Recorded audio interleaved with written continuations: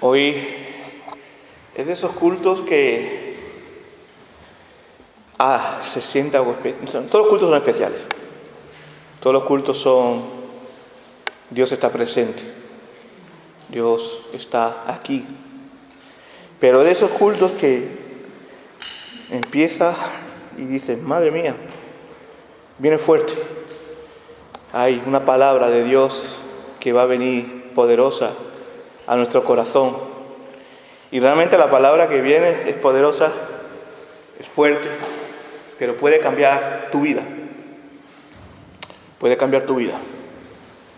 El Señor está siempre cerca, está siempre presente. Pero hoy, en la congregación,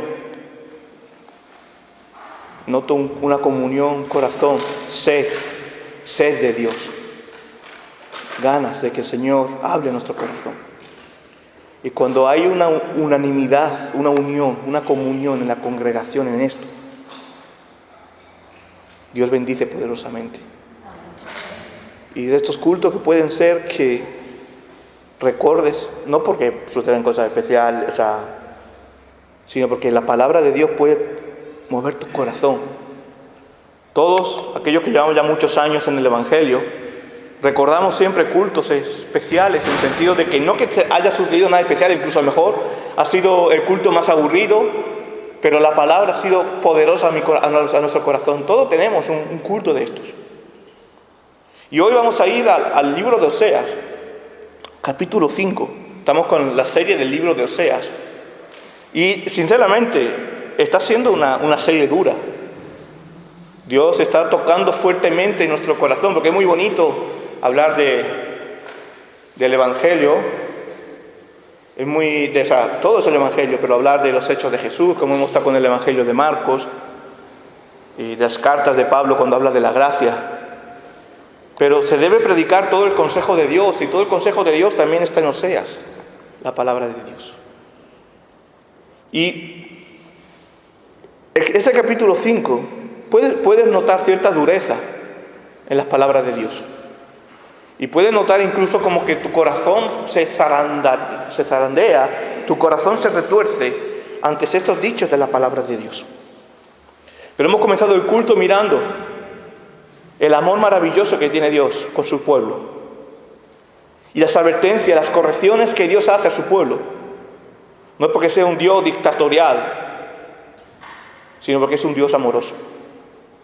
Aquí me imagino que hay muchos padres y madres. Y los niños cuando se portan mal van a ser castigados, disciplinados. Dios con su palabra a veces nos cincela, y el cincelamiento duele. Pero eso no quiero que lo veáis como algo de un Dios tirano, dictatorial, que no lo es. Y quien lo sabe lo conoce, quien lo conoce lo sabe. Es la muestra del amor de Dios con su pueblo. Es el amor de Dios contigo, que quiere que lo ames a Él. Nada más que un poco, como Él te ama, que te ama mucho. Por eso vamos al texto, vamos a leer capítulo 5, dice la palabra del Señor. Sacerdotes, oíd esto. Casa de Israel, estad atento. Casa del rey, escuchad. Contra vosotros el juicio, pues habéis sido un lazo en Mizpah, una red tendida sobre Tabor. Son tantas las víctimas que has hecho que se han hundido hasta lo profundo. Por tanto los castigaré a todos ellos. Yo conozco a Efraín, e Israel no me es desconocido. Tú, Efraín, ahora te has prostituido y se ha contaminado Israel. No piensan en convertirse a su Dios, pues en medio de ellos hay un espíritu de fornicación y no conocen al Señor. La soberbia de Israel testificará en su contra. Israel y Efraín tropezará por su pecado. Judá tropezará también con ellos. Con sus ovejas y con sus vacas andarán buscando al Señor, mas no lo hallarán. Se ha apartado de ellos. Traicionaron al Señor porque han engendrado hijos de extraños. Ahora están consumidos en un solo mes, ellos y sus heredades. Tocad la bocina en Gabá y la trompeta en Ramá. Sonad las alarmas en Bet-Aven. Alerta, Benjamín. Efraín será asolado en el día del castigo. Entre las tribus de Israel hice conocer la verdad. Los príncipes de Judá han sido como los que traspasan los linderos, pero sobre ellos derramaré a raudales mi ira. Efraín está oprimido, violado sus derechos, porque prefirió ir tras los ídolos. Yo pues seré como polilla a Efraín y como carcoma a las casas de Judá. Verá Efraín su enfermedad y Judá su llaga. Irá entonces Efraín a Siria y pedirá ayuda al gran rey, pero él no podrá sanaros ni os curará la llaga. Porque yo seré como león a Efraín y como cachorro de león a la casa de Judá. Yo mismo lo despedazaré y miré, lo aborreceré, lo arrebataré y nadie podrá libraros. Volveré luego a mi lugar hasta que reconozcan su pecado y busquen mi rostro. En medio de su angustia me buscarán. Amén. Oremos. Señor Rey eterno, te damos gracias por tu misericordia, por tu amor, porque en esa palabra dura vemos tu amor. Ese amor que nos quiere corregir, que nos quiere hacer mirar a ti, Señor, solamente, y te pedimos que nos guíes, que nos lleves, Señor, por el buen camino, que es el camino que tu Hijo nos ha mostrado. Gracias, Señor, y prepara los corazones de los que están aquí para poder tu palabra entrar y ser un sello en su corazón, como un sello en el corazón, como un tatuaje en el brazo. Sea así en tu palabra para nosotros, Señor. Gracias, Señor, te pedimos en el nombre de tu Jesucristo. Amén. Pues, como he dicho, ya habéis visto que la palabra es un poquito dura, pero es una muestra del amor de Dios. ¿Cómo va a decir eso, pastor, si me ha dado por todos lados ya? Tranquilo, vamos a desarrollarlo, vamos a ver el amor de Dios. Y esta predicación de la serie del libro de Oseas, la cual el Señor nos está hablando, pero de una manera poderosa y clara. Veníamos viendo cómo Oseas que amara a una prostituta, a una mujer infiel, porque así Dios ama a su pueblo. Y somos infieles. La prostitución está ligado a la idolatría en la teología. ¿Y quién no es idólatra? ¿O quién no ha sido idólatra? ¿O quién? La cabra, aunque seamos ovejas del Señor, no nos vamos a engañar. La cabra tira para el monte. Todavía tenemos una naturaleza de cabra a veces. Tenemos que luchar con ella. ¿Y cuántas veces hemos puesto algo por delante, por encima del Señor? Pero como Oseas amó a Gomer. Dios ama también a su pueblo. Dios te ama a ti, a pesar de tu infidelidad. A pesar del pecado, Dios te dice, te amo. Pero en este texto el Señor está, ¿sabes qué?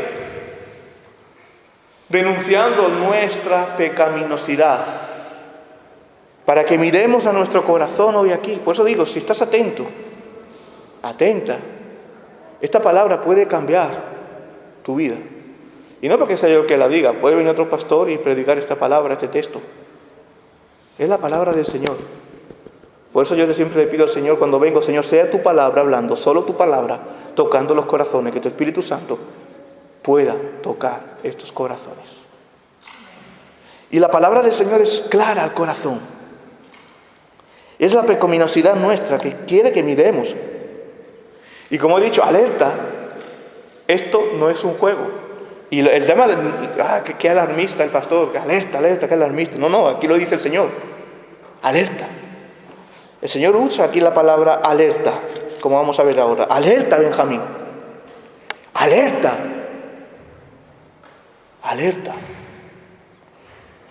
No sé si alguna vez habéis visto una película por ejemplo, de un submarino, cuando hay un torpedo que va a tocar el submarino, y se encienden las alarmas. Alerta.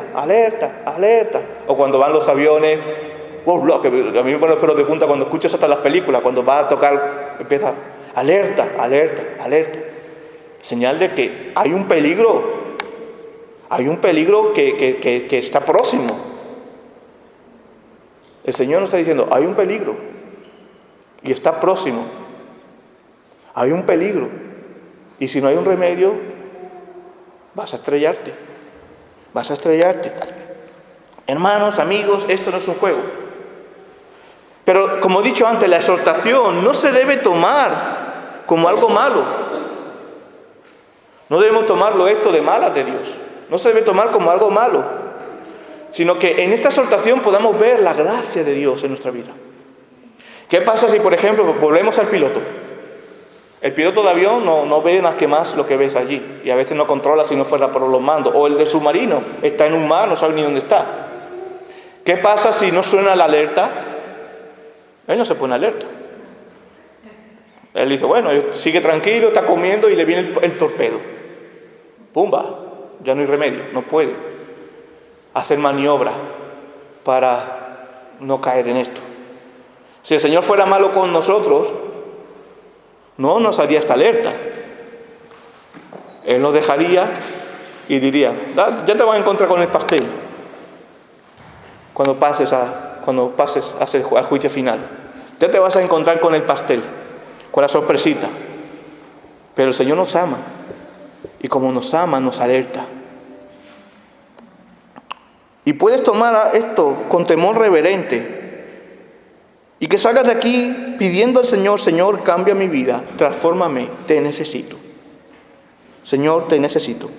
Y entonces la pregunta que yo hago es, que no hace falta que me contestéis, ¿por qué esto no es un juego?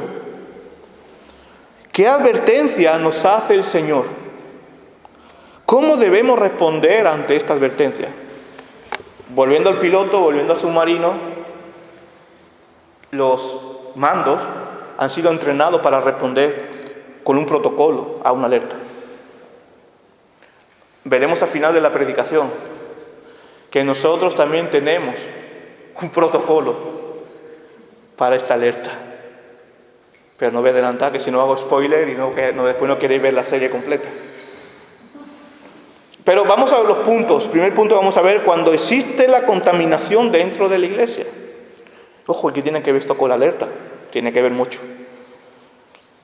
Segundo punto, la soberbia lleva a la propia traición al Señor.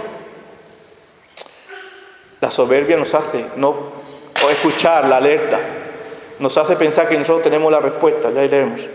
Y el tercer punto, si no hay un remedio, la desolación que vivirás si no buscas al Señor y te arrepientes. Pero yendo al primer punto, fijaros cómo comienza la palabra, sacerdotes.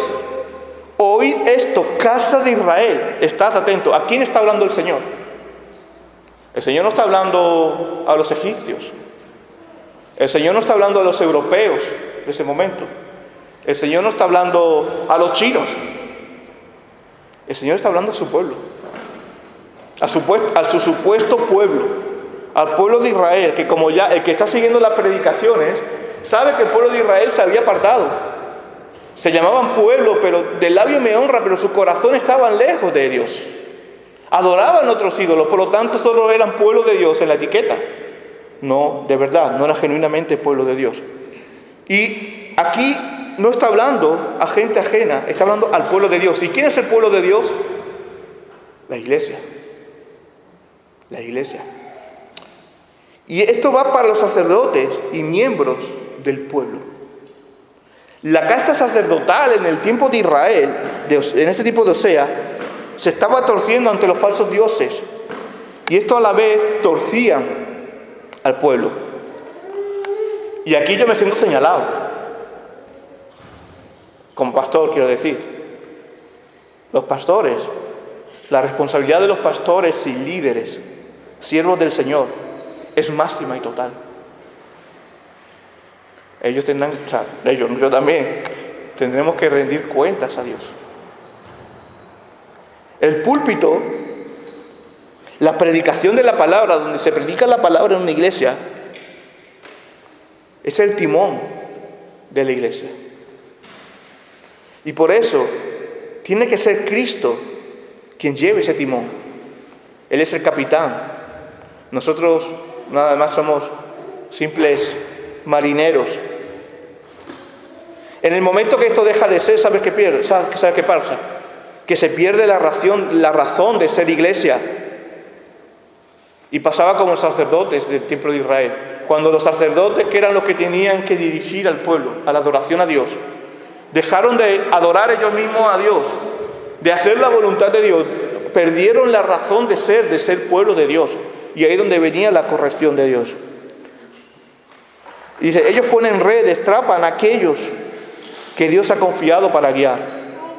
Hermanos, amigos, entre nosotros, entre los evangélicos, hay pastores que pueden estar más preocupados con su propia barriga, con su propio prestigio, con su propio despotismo, que dejan de lado lo que es la voluntad de Dios.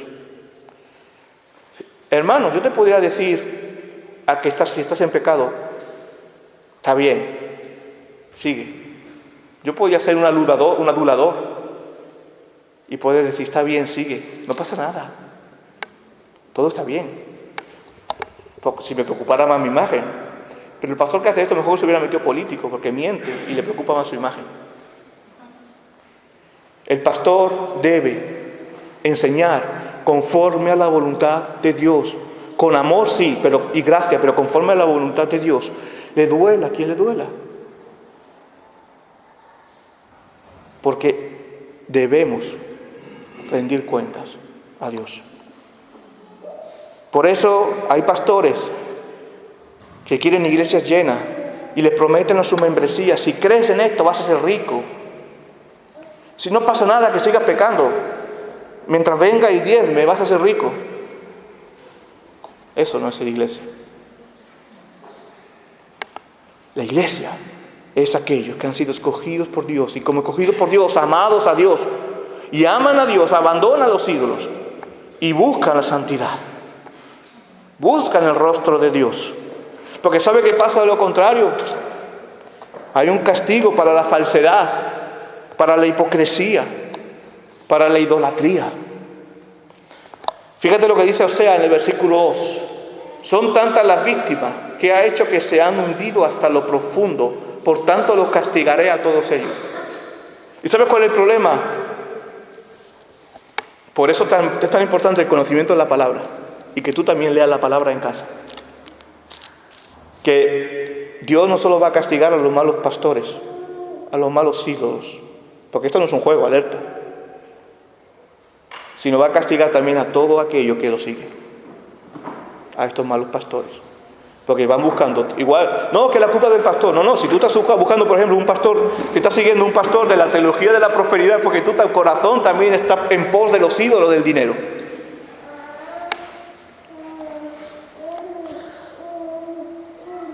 Esto es serio. Y sabe, Dios nos llama a la responsabilidad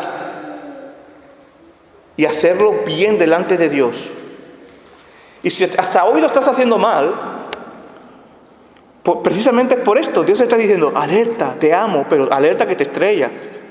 Alerta. La soberbia lleva a la traición al Señor. A la propia traición al Señor. Fíjate como dice el versículo 4, no piensan en convertirse a su Dios, pues en medio de ellos hay un espíritu de fornicación y no conocen al Señor. Pero tú sabes qué es lo más triste de esto, no es que no piensen convertirse a su Dios, sino que ellos por su soberbia se pensaban que eran de Dios. Y con su boca decían, no, yo soy de Dios, pero con su corazón estaban postrados ante la basura de este mundo. Y permitidme la palabra, pero a veces hay que decirlo así. ¿De qué nos sirve decir yo amo al Señor, Señor, Señor?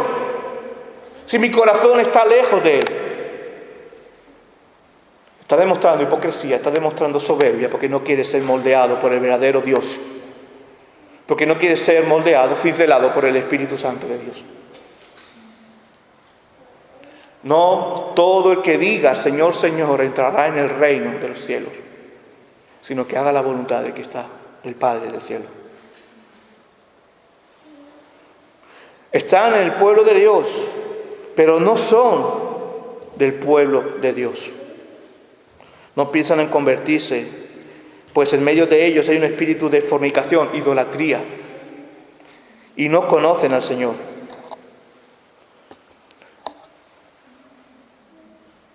¿Y sabes qué sucede? Que estas personas, y yo digo con mucha gracia y amor, por si te estás sintiendo aludido,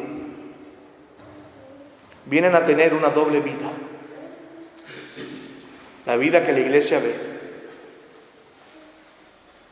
la vida que uno quiere mostrar y la vida que el Señor ve. La vida que el Señor ve en lo secreto. Y esto es lo que le pasaba a los sacerdotes del tiempo de Oseas, que se decían en los altares, Dios santo, no sé cuánto, pero después adoraban a otros ídolos. Por los frutos seréis conocidos. Y se puede creer que está todo bien en llevar una doble vida, pero no es así. Podemos decir que delante de Dios somos intachables, que no necesitamos corrección, pero es un pecado. Todos necesitamos ser corregidos por la palabra de Dios. Todos, yo el primero. ¿Y sabe lo que sucede? Que aquel que dice ser de Dios, como le pasaba a los sacerdotes, y no recibe con buen agrado la corrección de Dios, o la corrección incluso, te puede venir un hermano y te puede decir, hermano o hermana, esto no está bien. Y tú te puedes poner como un basilisco, ¿no? Ahí ya está hablando tu corazón. Tenemos que llamar las cosas por su nombre, con respeto, con amor, con gracia. Y no estoy hablando de legalismo, no. No. Estoy hablando de aquel que ha conocido el amor de Cristo. Solo puede hacer una cosa, amar a Cristo. Y cuando se ama a Cristo, la respuesta es una vida santa. Porque quieres vivir por agradecimiento, nada más que por agradecimiento por lo que Dios ha hecho por ti. Quieres vivir con vidas santas delante de Dios. Y sí, pecamos. Yo soy el primero que peco infelizmente y no me jacto de ello. Me duele el pecado. Pero no permanecemos en el pecado, en la jactancia, sabiendo que algo está mal y yo camino aquí. Porque eso habrá un castigo. Si no hay arrepentimiento. Hermanos, fíjate lo que le pasó a Judas. Esto es peligroso para aquellos que piensan ser de Cristo, pero su corazón está lejos. Judas, ¿qué le pasó? Que incluso los propios apóstoles decían, estaba entre nosotros, pero no era de nosotros. La soberbia de Judas, el amor al dinero, la idolatría, llevó al gran pecado. ¿Y cuál fue la consecuencia? El suicidio. ¿Y sabes qué es lo más triste? Y esto, mira, yo conozco pastores que se han suicidado. No voy a juzgar dónde van a estar, dónde estarán, Dios sabe. Conozco cristianos comprometidos, aparentemente comprometidos también, que se han suicidado. Y tú sabes, muchas veces, no voy a decir todos los casos porque no se puede generalizar con esto y hay que tomar mucho respeto a esto. Pero tú sabes, muchas de las veces que sucede esto es cuando ha habido una cara B en la vida. Cuando por un lado conoces a Dios o pareces conocer, pero por otro lado estás postrado ante otros ídolos, el momento llega a ser un vacío tremendo, una noche oscura que ni siquiera quieres acercarte a Dios para que te la ilumine. Y en una mala decisión, en un mal momento, acabaste. Y oro por esa familia destrozada. Y después el dolor que se deja en la familia. Conozco casos. Y eso sabes muchas veces a qué ha llevado también la soberbia de no reconocer nuestro pecado y reconocer que necesitamos ayuda. Pues claro, un pastor, por ejemplo, que ha pecado, que tiene doble vida, ¿qué cara va a dar a la congregación? Es soberbia. Porque tenemos que ser humildes delante de Dios. Decir, he pecado. Y buscar el rostro de Dios, Él te perdonará. La soberbia de los sacerdotes hará tropezar. La soberbia es como un lazo. Hará tropezar al pueblo de Israel. Pero también esta idolatría y soberbia es contagiosa. Y con ellos, también fíjate que habla de Judá. Judá tropezará también con ellos, dice. Judá también será contagiada. Y Judá también se torció. Pero por eso digo, las soberbias contagiosas, hay a veces que, a ver, los que llevan muchos años, yo aquí creo que hay algunos cristianos que llevan muchos años en iglesias. Y muchas veces han topado, posiblemente, y no conozco casos, ya no lo sé yo de primera mano, pero me puedo imaginar que han podido topar a lo mejor con algún pastor un poco mejor más soberbio. Y a lo mejor la respuesta que hemos dado nosotros ha sido soberbia también. Porque la soberbia es contagiosa. Cuando hay soberbia en el púlpito, cuando hay soberbia, por eso digo, cuidado, alerta. Cuando dejamos entrar al pecado dentro de la iglesia, es la soberbia. Es la destrucción de la iglesia. Por eso debemos tener mucho temor. Y créeme que esta semana yo he sido bien tocado también con esta palabra. No es solo culpa de los líderes. Todos debemos medir nuestro corazón, todos, a la luz de la palabra y ver si hay soberbia o no hay. Y entonces tú me puedes preguntar, pero ¿cómo puedo saber cuando tengo soberbia en mi corazón? ¿Cuándo? Dice Oseas 5, la soberbia de Israel testificará en su contra. Israel y Efraín tropezarán por su pecado y Judá tropezará también con ellos. ¿Cuándo puedo conocer? ¿Cuándo sé que hay soberbia? Cuando nos creemos mejor que los demás. Cuando nos creemos más espirituales. O cuando creemos porque somos de una línea denominacional X. Nuestra línea denominacional X es mejor que la línea denominacional Y. Cuando como reformados a lo mejor nos creemos mejores que los pentecostales o viceversa. Cuando creemos, tenemos nuestros principios, obviamente, yo tengo mis principios. Pero cuidado de mirar por encima del hombro a cualquier otro hermano, por ejemplo. Cuando nos creemos mejor que los demás. Y soy sincero y confieso, hubo un tiempo en mi desarrollo que esto pudo pasar en mi corazón y pasó. Pero realmente Dios desde hace un tiempo mi corazón ha sido confrontado y espero que tu corazón también. Porque podré hablar de lo que dice la Biblia de la santidad, sí, lo diré y no dejaré de decirlo. Lo que es santidad, lo que es pecado, lo diré. Pero también esto rompe mi corazón. Y lejos de las jactancias, si hemos conocido el amor de Dios y vemos a otros que están pecando, lejos de nuestra jactancia de creernos mejores, debemos estar más humillados ante Dios, porque posiblemente nosotros no podamos caer también en esto. Hace tiempo que esto sucede en mi corazón y empecé a mirar a los demás con gracia. ¿De qué sirve un cristiano que mira al perdido con arrogancia? Qué paradoja. Si no es por la gracia de Dios, tú no estás aquí. Tú no has hecho nada bueno. Tú no eres más listo de la clase. Ha sido la gracia de Dios quien te ha abrazado. ¿Y tú vas a juzgar, a condenar? Sí. Por ejemplo, viene una persona que es LGTBI, porque es más fácil poner ejemplo, pero puedo poner muchos casos. Yo no le voy a cerrar la puerta de la iglesia. Él va a escuchar el Evangelio con amor y gracia. Pero llegará el momento que a lo mejor él me pregunte y yo tenga que decir, para Dios es pecado, pero Dios te ama. Cambia, arrepiéntete.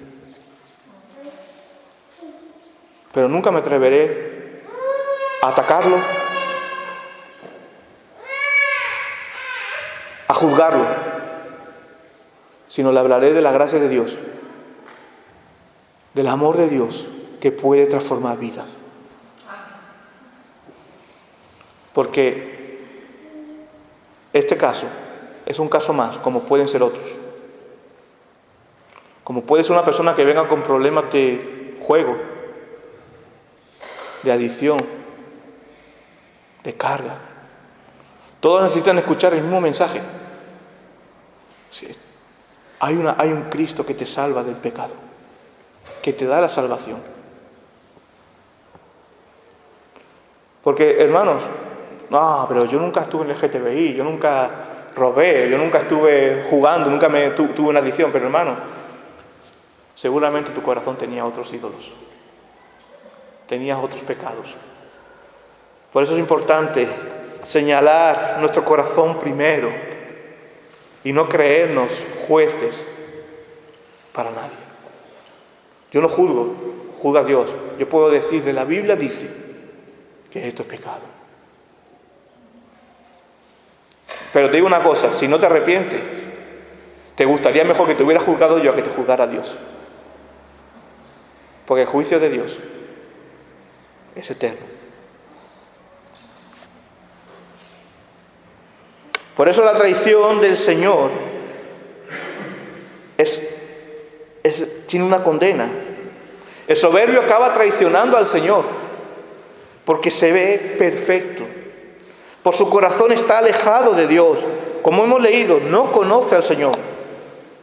Dice, con sus ovejas, versículo 6, y con sus vacas andará buscando al Señor, mas no lo hallará. Se han apartado de ellos. El versículo 7, traicionaron al Señor porque han engendrado hijos de extraños. Ahora serán consumidos un solo mes ellos y sus heredades. Esto es serio, no es un juego. Aquí Dios está anunciando la caída del reino del norte en un mes. Pero hay una profecía que es más allá, que como no te arrepientas, el juicio vendrá. Y muchas veces, hermanos, esto no es un juego, y muchas veces entre nosotros propios los cristianos hay flojera para someternos a Dios. Hay flojera para someternos a Dios. En esto, y quedan dos cosas, y vamos al último punto. Hemos escuchado alerta, hasta ahora hay alerta todo, ¿no? Y espero que hayas visto la alerta. Si no has visto la alerta, o tu corazón está muy duro, o yo he fracasado en el intento. Y espero que no sea ninguna de las dos cosas. Alerta, alerta, alerta. Y el tercer punto dice, vas a vivir desolación si no buscas al Señor y te arrepientes. Vas a sentir desolación si no buscas al Señor y te arrepientes. El torpedo viene.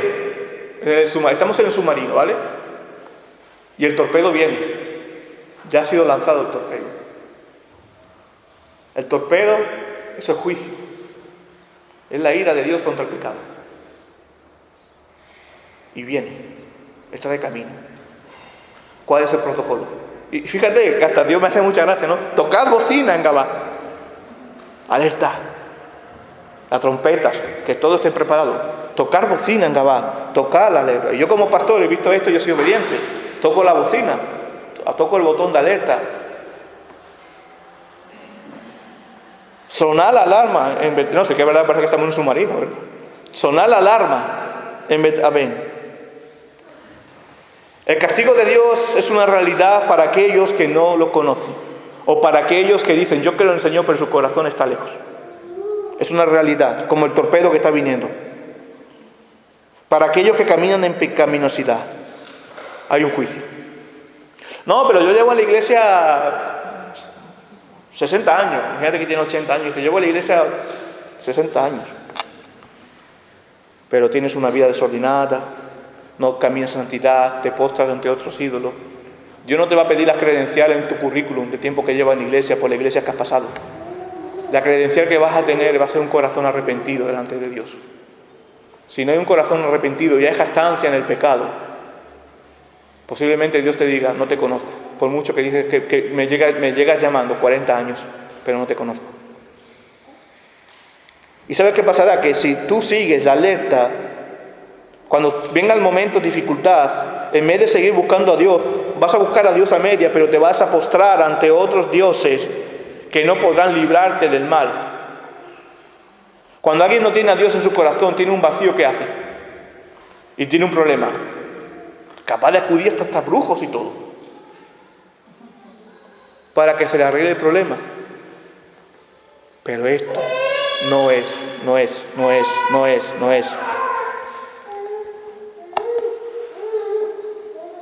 La ira de Dios, dice la palabra de Dios, la ira de Dios se revela,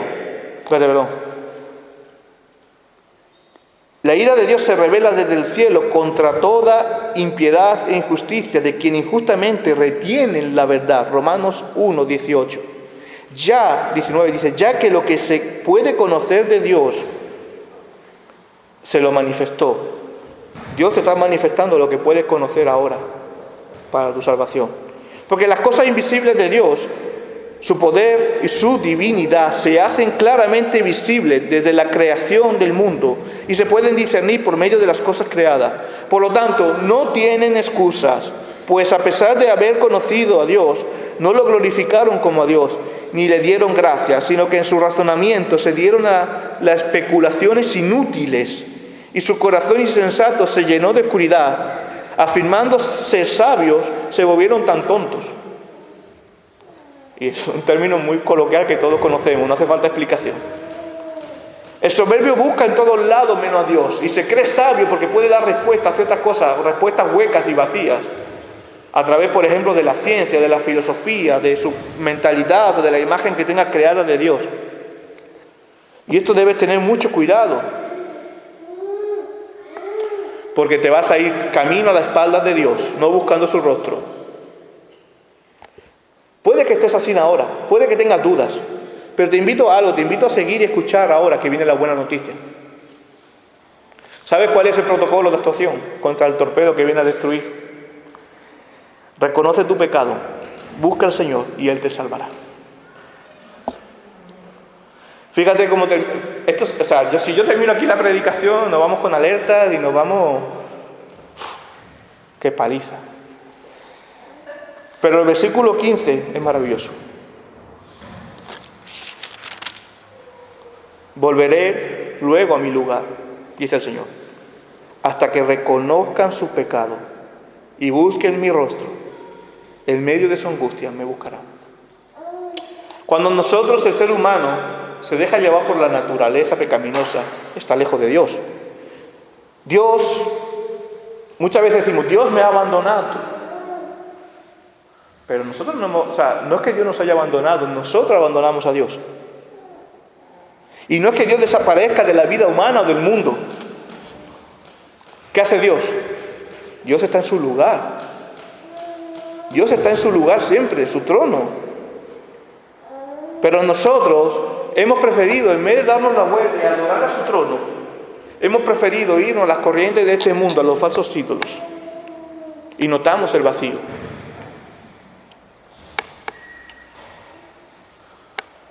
Hemos preferido poner en el trono de nuestro corazón dioses banales. Puede ser el yo, puede ser un familiar, puede ser un trabajo, puede ser el dinero. Podemos tener dioses de todo tipo y colores. Como decía Calvino, el corazón humano es una fábrica de ídolos.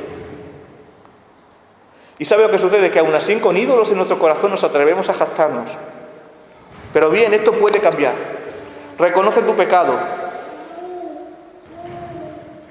Y escucha atento, porque este mensaje puede cambiar tu vida. Reconoce tu pecado. Reconoce tu idolatría. Reconoce que andas perdido sin Dios. Que no tiene sentido volverte a esos ídolos, esos dioses. Y que vas camino a la muerte. Y que necesitas un Salvador.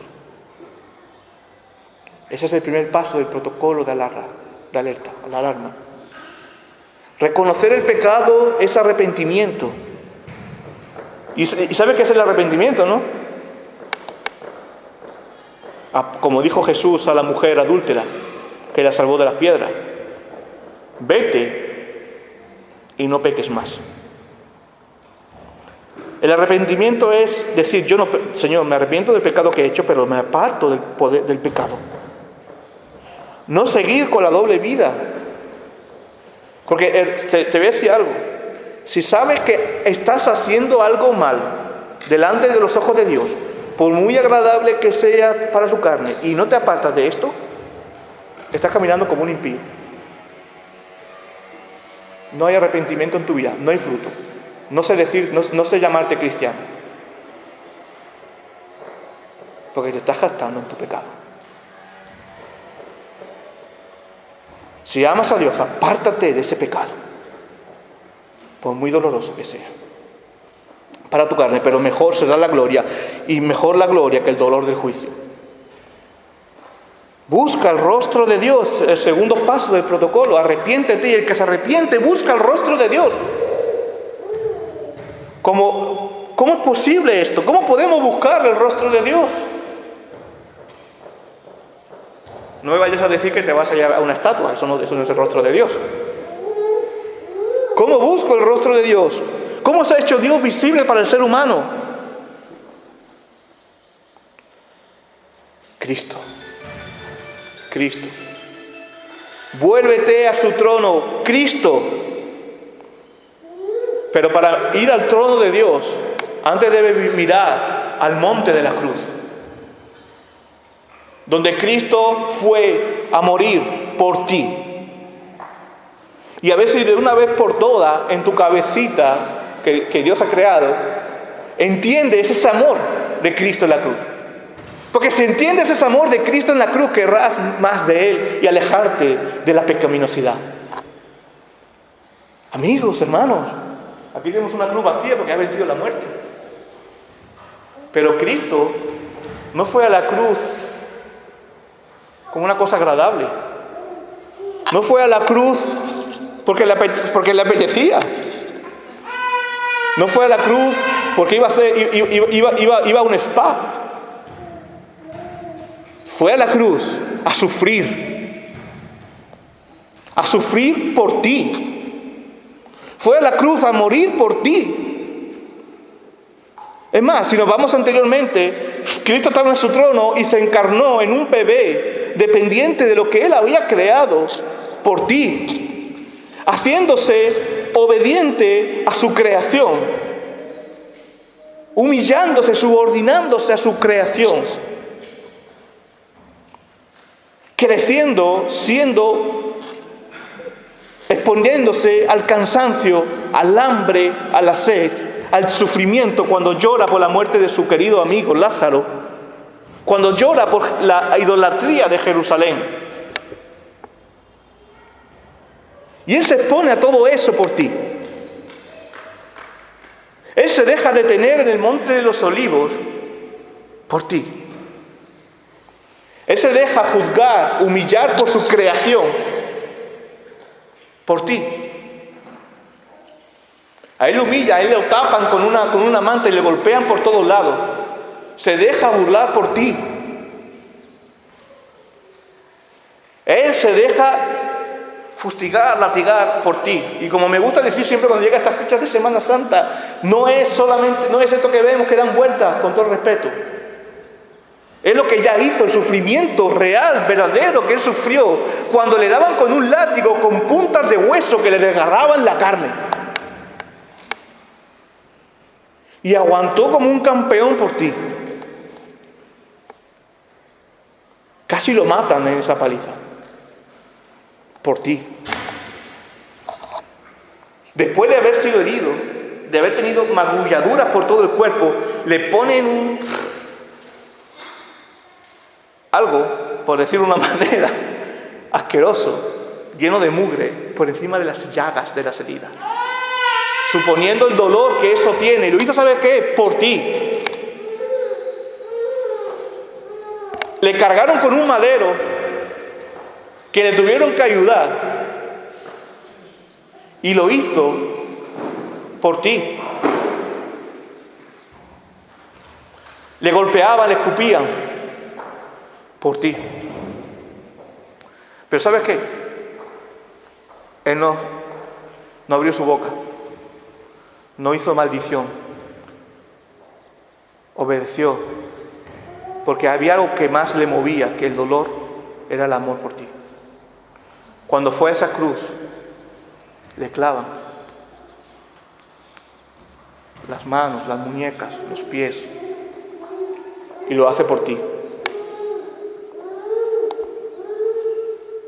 Le dice: bájate de la cruz. Es como decimos aquí en España, ¿no? Lo típico que te digan: a que no eres capaz. Más lo hacemos. Le tientan para que se baje de la cruz. ¿Pero qué hace Él? Se mantiene en la cruz. Él podía haber mandado su ejército de ángeles que lo bajaran de la cruz y destruir a sus enemigos. Pero ¿sabes qué sucede? Que en la cruz, Él tenía poder para bajarse si le hubiera dicho al Padre, bájame de la cruz. No son los clavos, no era el dolor. Lo que le retenía a Cristo en la cruz era tu amor, tu salvación. Y ahora te pregunto yo, si has entendido esto, y espero que lo hayas entendido hoy, porque puede ser la última vez que escuche esto, mañana el Señor puede venir o puede llevarnos con Él. ¿Qué haces tú por el Señor? ¿Sigues siendo un idólatra, jactándote en tu pecado, viviendo en los placeres de tu carne, llenando tu mente con tonterías, con perdón de la palabra? O dices, basta ya, Señor, dejo todo esto, dejo mi idolatría, dejo mi bienestar carnal, mis placeres, porque he entendido lo que tú hiciste por mí, Señor. Me has amado. Solo te digo, responde. Tenía otro fin para la predicación, pero el Señor me ha dirigido por este lado. Responde al Señor. Dile al Señor, Señor, dime aquí. Te amo.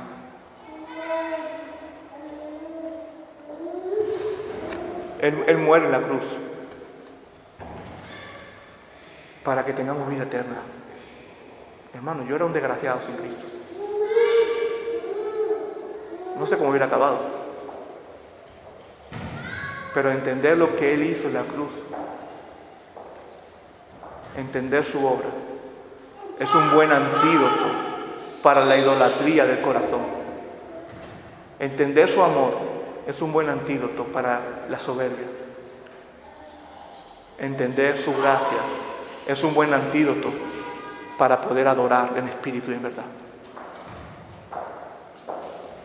No te estoy diciendo que seas un santo con una coronita, un superhombre o una supermujer. Solo estoy diciendo que te sometas al amor de Dios y Él hará.